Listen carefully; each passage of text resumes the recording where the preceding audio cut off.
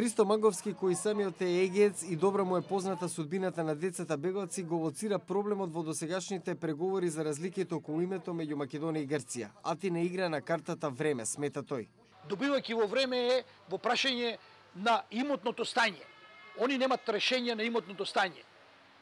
Сите тапи за тие територии, за тие делови на Македонија, моментално грците не постојат во нивните архиви. Тие тапи се во отоманските архиви, односно во архивите во Истанбул. Со отворањето на прашањето за признавањето на македонското малцинство во Грција и враќањето на нивните имоти од страна на македонскиот премиер, се согласува и Коста Јанковски од Неполс. Самиот потек сега што направи Груевски, мислам дека има позитивни рефлексии. Иако негативно е примене во некои земји по поглед на тоа зашто сега тоа се изнесува, зашто не порано.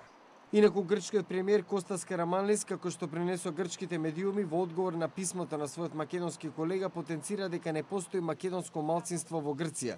Анета Амурова Станчи смета дека со добра волја може да се надмине македонско-грчкиот спор.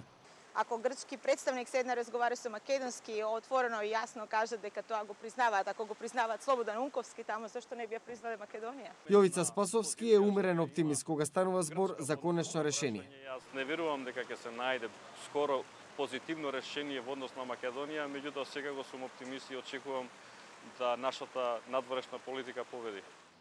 Македонската зедница во Неполс, Флорида, со внимание го следи на новиот развој на настаните со преговорите меѓу Македонија и Грција за разликите околу името. Меѓутоа не веруваат дека ќе се случи некој преседан. Велат, македонци се, такви и ќе останат. Јане Бојаджиевски, Глас на Америка на македонски, Неполс, Флорида.